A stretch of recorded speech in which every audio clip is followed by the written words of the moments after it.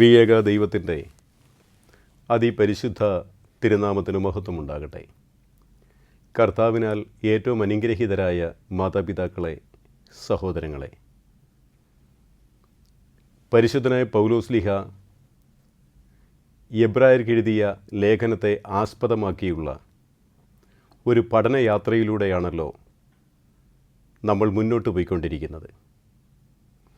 എബ്രായ ലേഖനം 4-ാം അധ്യായം 1-2 വാക്യങ്ങൾ നാം ധ്യാനിക്കുകയുണ്ടായി. തുടർന്നുള്ള വാക്യങ്ങളിലേക്ക് ഈ 2 വാക്യങ്ങളെ ആധാരമാക്കിക്കൊണ്ട് തുടർന്നുള്ള വാക്യങ്ങൾ 11 വരെയുള്ള വാക്യങ്ങൾ ഇന്നത്തെ അല്പസമയത്തെ തിരുവചന ധ്യാനത്തിനായിട്ട് നമ്മെ തന്നെ സമർപ്പിച്ചുകൊണ്ട് കർത്താവിൽ ശരണപ്പെടാം. ഒരു നിമിഷം നമ്മുടെ തലയെ ദൈവമുൻപാകെ നമുക്ക് വണക്കാം. കരുണാമയനായ ദൈവമേ, സ്വർഗീയ പിതാവേ, അവിടുത്തെ വചനം ഞങ്ങളുടെ കാലുകൾക്ക് വിളക്കും ഞങ്ങളുടെ ഊടുവഴികൾക്ക് പ്രകാശവുമായി തീരുന്നുവല്ലോ. അവിടുത്തെ വചനം ഞങ്ങൾ ധ്യാനിക്കുമ്പോൾ, അവിടുത്തെ വചനത്തെ ഞങ്ങൾ സ്തുതിക്കുമ്പോൾ, അവിടുത്തെ വചനത്തിലൂടെ ഞങ്ങൾ യാത്ര ചെയ്യുമ്പോൾ, എൻ്റെ കർത്താവെ, അവിടുന്ന് ഞങ്ങളോട് കൂടെ ഉണ്ട് എന്നുള്ള പൂർണ്ണമായ വിശ്വാസത്തോടും ഉറപ്പോടും കൂടെ യാത്ര ചെയ്യുവാൻ ഞങ്ങളെ സഹായിക്കണമേ. വഴിയിൽ വെച്ച് വീണു പോകാതിരിപ്പാൻ എപ്പോഴും പുത്രനെ ചുംബിച്ചുകൊണ്ട് യാത്ര ചെയ്യുവാൻ ഞങ്ങളെ സഹായിക്കണമേ. അവനോടൊപ്പം യാത്ര ചെയ്യുകയാണെങ്കിൽ അവനൊരുക്കിയിരിക്കുന്ന നിത്യരക്ഷ പ്രാപിക്കുവാൻ ഞങ്ങൾക്കും സാധിക്കുമല്ലോ. അതിനാൽ നിന്നിൽ നിന്ന് ഒരു നാളും അകന്ന് മാറിപ്പോകുവാൻ ഞങ്ങൾക്കിടയാകരുതേ.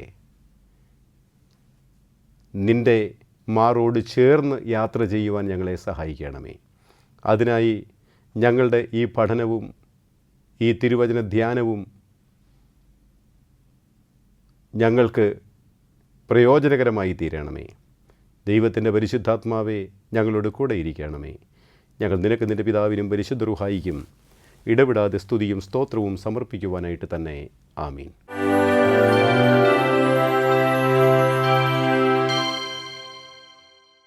കർത്താവിൽ പ്രിയ സഹോദരങ്ങളെ, കഴിഞ്ഞ വേദപഠനത്തിൽ പൗലോസ്ലീഹ നമ്മെ ഓർമ്മിപ്പിച്ചത് 95-ാം സങ്കീർത്തനം അതിൻ്റെ അവസാനത്തെ 3 വാക്യങ്ങൾ അടിസ്ഥാനപ്പെടുത്തിക്കൊണ്ട് ദൈവം തന്നിൽ വിശ്വസിക്കുന്നവർക്ക് ഒരുക്കിയിരിക്കുന്ന നിത്യമായ സൗഭാഗ്യത്തിലേക്ക് പ്രവേശിക്കുവാൻ ദൈവം നൽകിയ വാഗ്ദാനം ഇപ്പോഴും നിലനിൽക്കുന്നു. ഇസ്രായേൽ മക്കളെ മിസ്രയീമിലെ അടിമത്തത്തിൽ നിന്നും യഹോവയായ ദൈവം അത്ഭുതകരമായി വിടുവിച്ച് ഫറവോൻ്റെ അടിമത്തത്തിൽ നിന്നും വിടുതൽ പ്രാപിച്ച ജനം ദൈവം തങ്ങൾക്കായി വാഗ്ദാനം ചെയ്ത കനാനിനെ ലക്ഷ്യമാക്കി അവർ യാത്ര ആരംഭിച്ചു. പക്ഷേ മാർഗമധ്യേ ഈ 40 വർഷത്തെ മരുഭൂപ്രയാണത്തിൽ ദൈവത്തിൽ നിന്നകന്ന് ദൈവത്തിൽ നിന്നും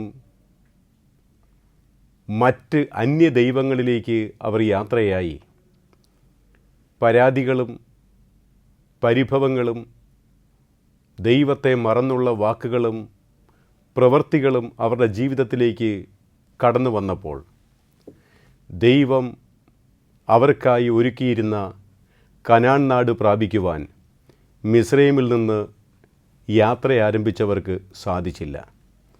അവരെല്ലാവരും വഴിയിൽ വെച്ച് പട്ടുപോയി. വരും തലമുറയാണ് കനാനിലേക്ക് പ്രവേശിച്ചത്. അതുകൊണ്ട് പുതിയ ഇസ്രായേലായ ക്രൈസ്തവ സഭ, ദൈവത്തിൻ്റെ മക്കളാകുന്ന നാം ഓരോരുത്തരും യഹോവയായ ദൈവം ഇസ്രായേൽ മക്കളെ മിസ്രയീമിൽ നിന്ന് വിടുവിക്കുവാൻ തക്കവണ്ണം കുഞ്ഞാട് അറുക്കപ്പെട്ട് കട്ടളക്കാലിന്മേലും കുറുമ്പടിമേലും അതിൻ്റെ രക്തം കൊണ്ട് അടയാളപ്പെടുത്തിയപ്പോൾ ഇസ്രായേൽ മക്കൾ ഫറവോൻ്റെ അടിമത്തത്തിൽ നിന്ന് വിടുവിക്കപ്പെട്ടു.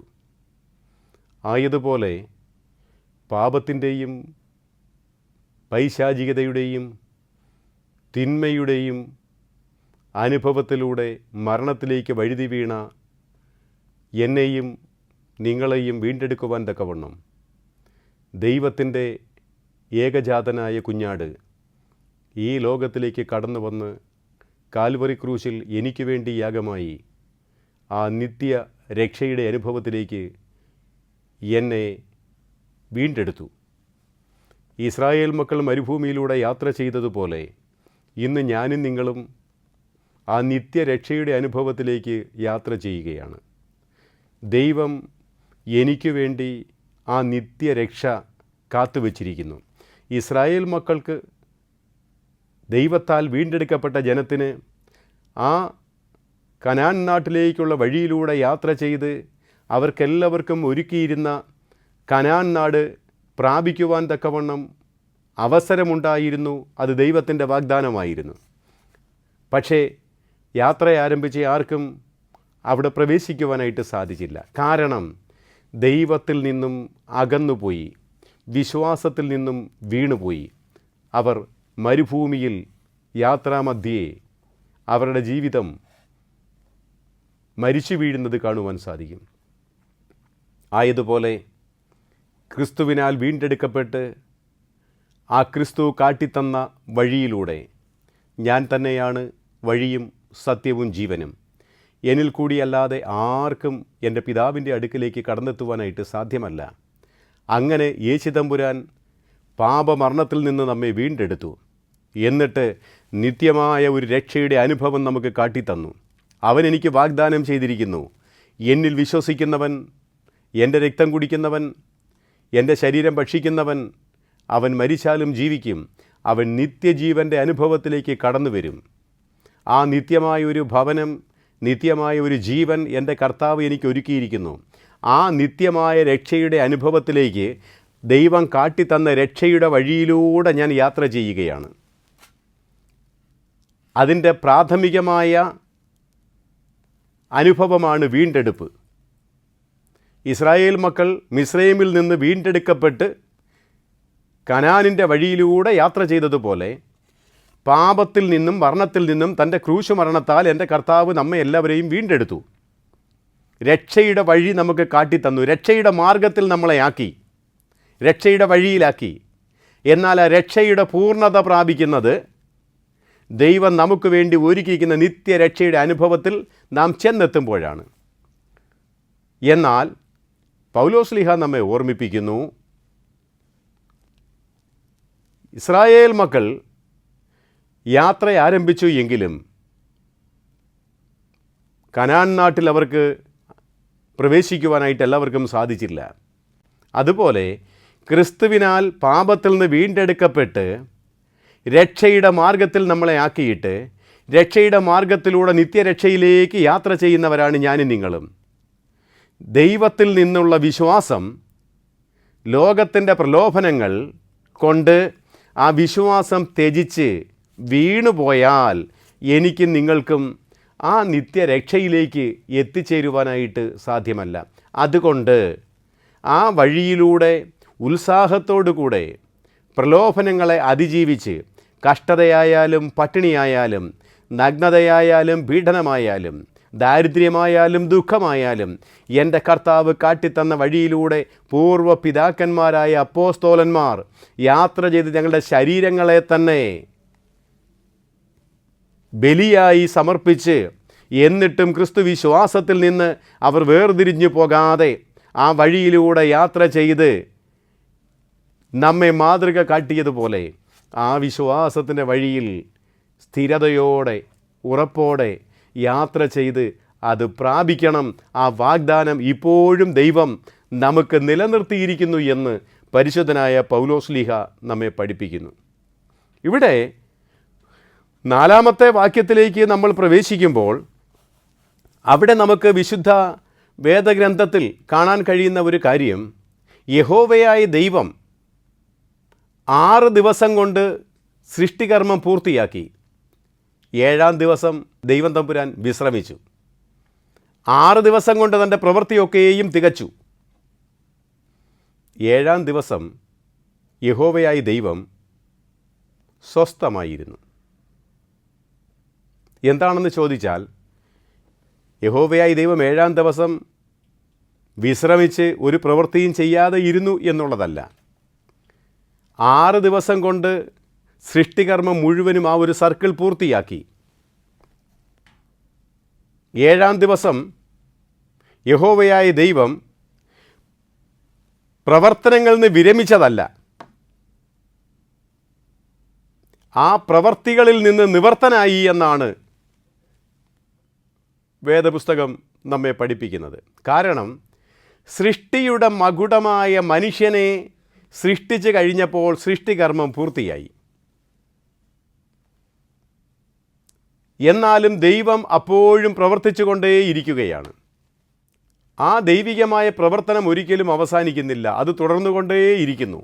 എന്നാൽ 6 ദിവസം സൃഷ്ടികർമ്മം നടത്തിയപ്പോൾ 7-ാം ദിവസം ഒരു സ്വസ്ഥത, ഒരു വിശ്രമം യഹോവയായ ദൈവം നമുക്ക് വേണ്ടി ഒരുക്കിയിരിക്കുന്നു എന്നുള്ള ഒരു സന്ദേശം ഈ വേദവചനത്തിലൂടെ നമുക്ക് കാണുവാനായിട്ട് സാധിക്കും.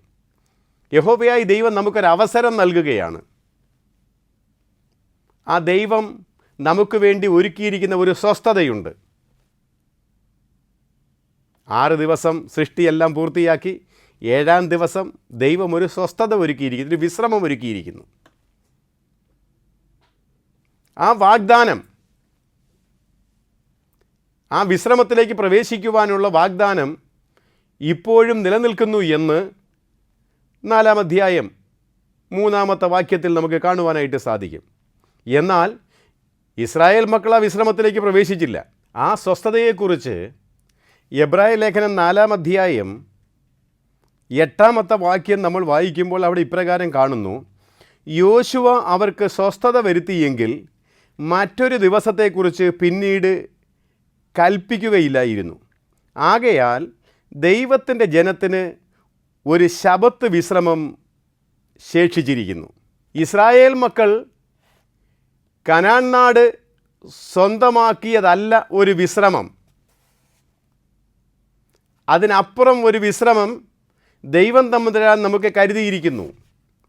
ആ ശബത്തെന്ന് പറയുന്നത് 6 ദിവസം കൊണ്ടൊക്കെയും സൃഷ്ടികർമ്മം പൂർത്തിയാക്കി 7-ാം ദിവസം യഹോവയായി ദൈവം സ്വസ്ഥമായിരുന്ന നാളിനെ വിശുദ്ധീകരിച്ച് നമുക്ക് സമർപ്പിച്ചതുപോലെ ദൈവത്തോട് ചേർന്നിരിക്കുവാനുള്ള ഒരവസരം ദൈവം തമ്പുരാൻ നമുക്ക് നൽകിയിരിക്കുകയാണ്. അപ്പോൾ ഇസ്രായേൽ മക്കൾ കനാൻ നാട്ടിലേക്ക് കൊണ്ടുപോകുന്ന, അവിടെ വിശ്രമിക്കുന്ന ഒരു വിശ്രമത്തെക്കുറിച്ചല്ല യഥാർത്ഥത്തിൽ പൗലോസ്ലീഹ നമ്മെ പഠിപ്പിക്കുന്നത്. പൗലോസ്ലീഹ നമ്മളെ ശബത്തിലേക്ക് കൂട്ടിക്കൊണ്ടുപോവുകയാണ്. 7-ാം ദിവസം ദൈവത്തോട് ചേർന്നിരിക്കാനുള്ള ഒരവസരം. അതുപോലെ തന്നെയാണ് ഇവിടെ പൗലോസ്ലീഹ നമ്മെ ഓർമ്മിപ്പിക്കുന്നത്. ആകയാൽ 9-ാം വാക്യം, ആകയാൽ ദൈവത്തിൻ്റെ ജനത്തിന് ഒരു ശബത്ത് വിശ്രമം ശേഷിച്ചിരിക്കുന്നു. അതാണ് യഥാർത്ഥ വിശ്രമം.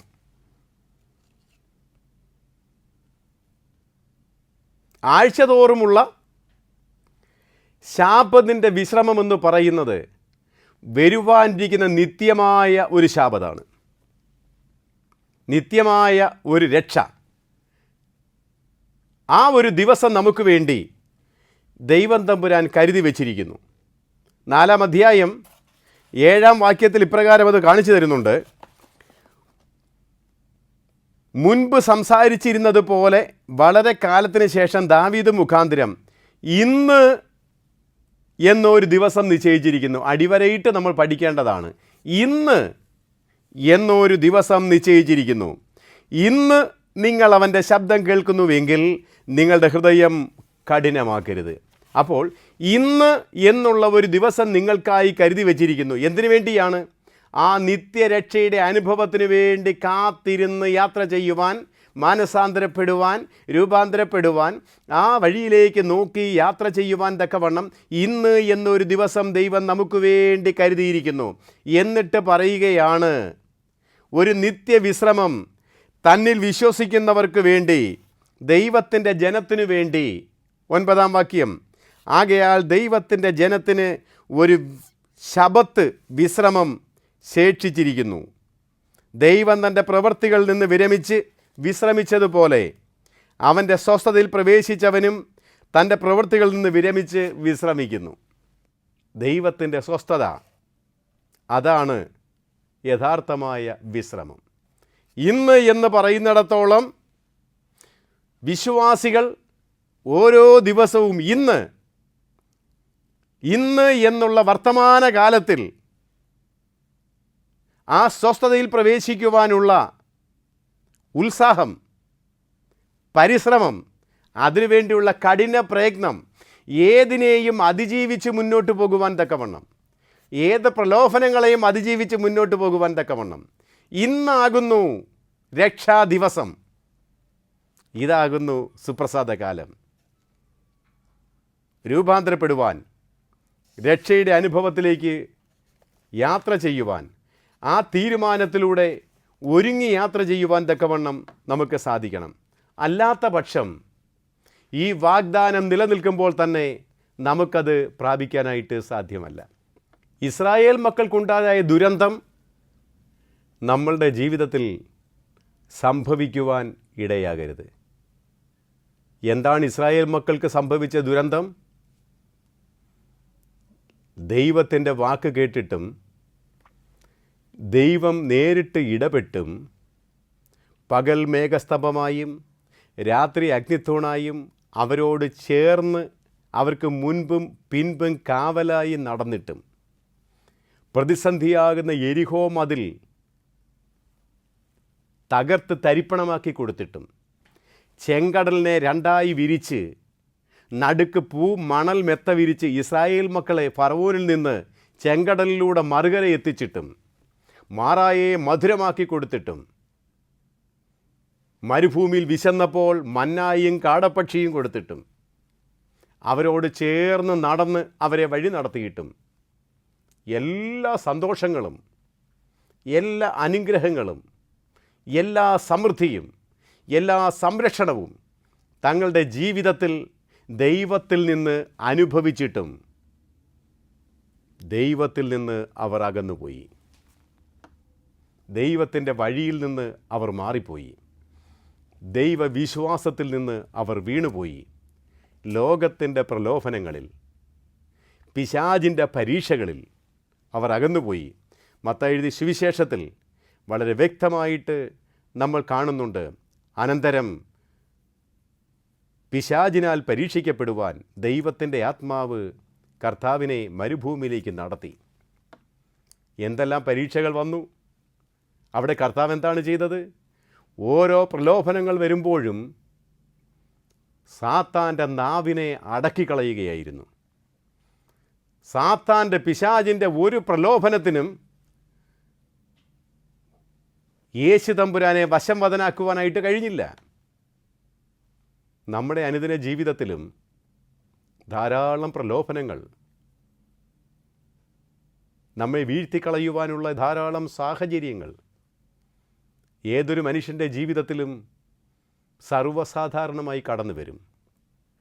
എന്നാൽ ദൈവത്തിൽ വിശ്വസിച്ച്, ക്രിസ്തുവിൽ വിശ്വസിച്ച്, അവൻ്റെ വഴിയിലൂടെ യാത്ര ചെയ്ത് ഏത് പ്രലോഭനങ്ങളെയും ചേർത്ത് തോൽപ്പിക്കുവാൻ തക്കവണ്ണം ആത്മാവിൻ്റെ സർവായുധം ധരിച്ച് അരയ്ക്ക് സത്യവും നീതി കവചവും രക്ഷയുടെ ശിരസ്ത്രവും അണിഞ്ഞുകൊണ്ട് എൻ്റെ കർത്താവിൻ്റെ പിന്നാലെ അവനെ പിടിച്ചുകൊണ്ട് ഞാൻ യാത്ര ചെയ്യും. കർത്താവിൻ്റെ കയ്യിൽ നിന്ന് പിടി ഞാൻ വിടില്ല. കർത്താവിൻ്റെ അടുത്തു നിന്ന് ഞാൻ മാറില്ല. എന്തെല്ലാം പ്രതിസന്ധികൾ വന്നാലും ഞാൻ കർത്താവിനെ പൂണ്ടടക്കം പിടിക്കും. ആ കർത്താവിൻ്റെ കാലടികളെ ഞാൻ പിന്തുടരും. അങ്ങനെ കർത്താവിനോടൊപ്പം യാത്ര ചെയ്യുമ്പോൾ, ആ രക്ഷയുടെ വഴി അതിലൂടെ യാത്ര ചെയ്യുമ്പോൾ, കർത്താവിൻ്റെ കരം പിടിച്ച് യാത്ര ചെയ്യുമ്പോൾ എനിക്ക് ആ സ്വസ്ഥതയിൽ പ്രവേശിക്കുവാനായിട്ട് സാധിക്കും. അല്ല എങ്കിൽ പ്രിയമുള്ളവരെ, നമുക്ക് വേണ്ടി ഒരുക്കിയിരിക്കുന്ന രക്ഷ നമുക്ക് പ്രാപിക്കുവാനായിട്ട് സാധ്യമാകില്ല. ദൈവം നമുക്ക് ഒരുക്കാഞ്ഞിട്ടല്ല, ദൈവം നമുക്ക് വേണ്ടി കരുതി. പക്ഷേ അത് ചെന്ന് പ്രാപിക്കുവാൻ ഉള്ള ഭാഗ്യം എനിക്കില്ലാതെ പോകുന്നു. എന്താണെന്നറിയാമോ? വഴിയിൽ വെച്ച് പാതമാറി സഞ്ചരിക്കുമ്പോൾ, ദൈവത്തിൻ്റെ വിശ്വാസത്തിൽ നിന്ന് വീണു പോകുമ്പോൾ, വ്യതിചലിച്ചു പോകുമ്പോൾ എനിക്കായി ഒരുക്കിയിരിക്കുന്ന ദൈവഭാഗ്യം, നിത്യരക്ഷ, ഞാൻ സ്വയം അർഹതയില്ലാത്തവനായിത്തീരുന്നു. പ്രിയമുള്ളവരെ, അനുദിന ജീവിതത്തിൽ നമ്മൾ മനസ്സിലാക്കണം, ചിന്തിക്കണം. എൻ്റെ ഓരോ ദിവസവും ഞാൻ ആരംഭിക്കുമ്പോൾ, ഓരോ ആയുസിൻ്റെ ഓരോ ദിവസങ്ങളിലും ഞാൻ യാത്ര ചെയ്യുമ്പോൾ ഒരോർമ്മ വേണം, ദൈവം എനിക്കായി കരുതി വച്ചിരിക്കുന്ന ഒരു നിത്യരക്ഷയുണ്ട്, ഒരു നിത്യമായ വിശ്രമമുണ്ട്. ആ നിത്യമായ വിശ്രമം എൻ്റെ പിതാവിൻ്റെ കൂടെയാണ്, എൻ്റെ കർത്താവിൻ്റെ കൂടെയാണ്. പിതാവാൻ ദൈവത്തിൻ്റെ വലത്ത് ഭാഗത്തിരിക്കുന്ന മശിഹാ തമ്പുരാനോടൊപ്പം ആ സ്വസ്ഥതയിലേക്ക് പ്രവേശിക്കുവാൻ എനിക്ക് കഴിയണമേ. അതിനെൻ്റെ കർത്താവിനെ വിട്ട് ഒരു നിമിഷം പോലും ഞാൻ മാറിപ്പോകരുതേ. ആ കർത്താവിൻ്റെ കരം പിടിച്ച് മുന്നോട്ട് യാത്ര ചെയ്യുവാൻ, ആ സ്വസ്ഥതയിൽ പ്രവേശിക്കുവാനുള്ള ഭാഗ്യം എനിക്ക് തരണമേ എന്നുള്ള പ്രാർത്ഥനയോടുകൂടി മുന്നോട്ട് പോകുവാൻ സാധിക്കണം. പ്രിയമുള്ളവരെ, വഴിയിൽ വെച്ച് വീണു പോകുവാൻ ഇടയായിത്തീരരുത്. ഇസ്രായേൽ മക്കൾ വഴിയിൽ വെച്ച് വീണുപോയി, സ്വസ്ഥത പ്രാപിക്കാനായിട്ട് സാധിച്ചില്ല. 40 വർഷവും യഹോവയായ ദൈവം പറയുന്നത്, ഈ 40 വർഷവും യഹോവയായ ദൈവത്തിന് ഇസ്രായേൽ മക്കളോട് പരിഭവമായിരുന്നു. കാരണം അവർ ദൈവത്തിൽ നിന്ന് അകന്നുപോയി. അതുകൊണ്ട് അവർക്ക് വിശ്രമത്തിൽ പ്രവേശിക്കുവാനായിട്ട് സാധിച്ചില്ല. എന്നാൽ ആ വാഗ്ദാനം ഇപ്പോഴും ദൈവം നിലനിർത്തിയിരിക്കുന്നു. ക്രിസ്തുവിൽ വിശ്വസിച്ച് അവനെ പിൻപറ്റുന്നവർക്ക് വേണ്ടി ഒരുക്കിയിരിക്കുന്ന നിത്യമായ വിശ്രമം, പിതാവാൻ ദൈവത്തോട് കൂടെ ആ നിത്യമായ ഭവനത്തിൽ വസിക്കുവാൻ തക്കവണ്ണം നമുക്ക് സാധിക്കണം.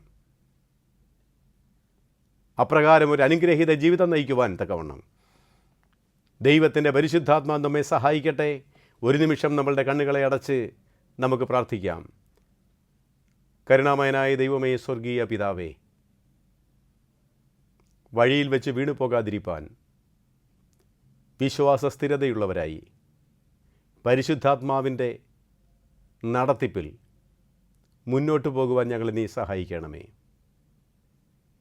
ലോകത്തിൻ്റെ എന്തെല്ലാം പ്രലോഭനങ്ങളും എന്തെല്ലാം ആകർഷണങ്ങളും ജീവിതത്തിലേക്ക് വന്നാലും എൻ്റെ ക്രിസ്തുവിനാൽ ആകർഷിക്കപ്പെട്ട് എൻ്റെ ക്രിസ്തുവിനോടൊപ്പം എൻ്റെ കർത്താവ് എനിക്ക് കാട്ടിത്തന്ന രക്ഷയുടെ വഴിയിലൂടെ യാത്ര ചെയ്ത് രക്ഷയുടെ പൂർണ്ണത പ്രാപിക്കുവാൻ നാഥ ഞങ്ങളെ നീ ഇടയാക്കണമേ. ദൈവമായ കർത്താവേ, ഇസ്രായേൽ മക്കൾ യാത്ര ആരംഭിച്ചു. പക്ഷേ കനാൻ നാട്ടിൽ അവർക്ക് എത്തിച്ചേരുവാനായിട്ട് സാധിച്ചില്ല, തലമുറയ്ക്ക് സാധിച്ചില്ല. അവരെ വീണ്ടെടുക്കുവാൻ തക്കവണ്ണം, ഫറവോൻ്റെ അടിമത്തിൽ നിന്ന് വീണ്ടെടുക്കുവാൻ തക്കവണ്ണം ദൈവത്തിൻ്റെ ആദ്യജാതൻ ഇടപെട്ടതുപോലെ കടിഞ്ഞൂലായ കുഞ്ഞാട് അവിടെ അറുക്കപ്പെട്ടതുപോലെ അവരുടെ രക്ഷയ്ക്ക് വേണ്ടി ആ കുഞ്ഞാടിൻ്റെ രക്തം കട്ടളക്കാൽമേലും കുറുമ്പടിമേലും മുദ്രയിടപ്പെട്ടപ്പോൾ ഫറവോൻ്റെ അടിമത്വത്തിൽ നിന്ന് ഇസ്രായേൽ മക്കൾ വീണ്ടെടുക്കപ്പെട്ടു. അവർ കനാനിലേക്ക് യാത്രയായി. ദൈവമേ, പാപത്തിൻ്റെ അടിമത്തിൽ ഞങ്ങളെ വീണ്ടെടുക്കുവാൻ തക്കവണ്ണം ദൈവത്തിൻ്റെ ഏകജാതനായ പുത്രൻ ഞങ്ങൾക്ക് വേണ്ടി ലോകത്തിലേക്ക് താണിറങ്ങി വന്ന് കാൽവരി ക്രൂശിൽ ബലിയായി തീർന്ന് ആ ബലിയിലൂടെ എന്നെയും നമ്മെ ഓരോരുത്തരെയും എൻ്റെ കർത്താവ് വീണ്ടെടുത്തു. ആ കർത്താവ് നിത്യമായ അനുഭവത്തിലേക്കൊരു വഴി നമുക്ക് കാട്ടിത്തന്നു. അത് രക്ഷയുടെ വഴിയാണ്.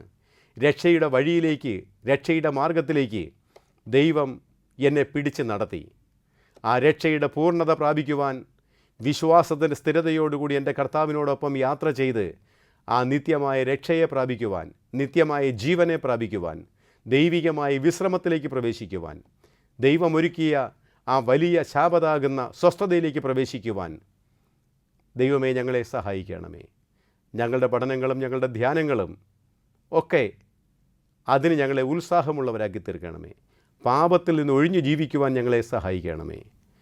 ഞങ്ങൾ നിനക്ക് നിൻ്റെ പിതാവിനും പരിശുദ്ധാത്മാവിനും സ്തുതിയും സ്തോത്രവും സമർപ്പിക്കുവാനായിട്ട് തന്നെ. ആമീൻ.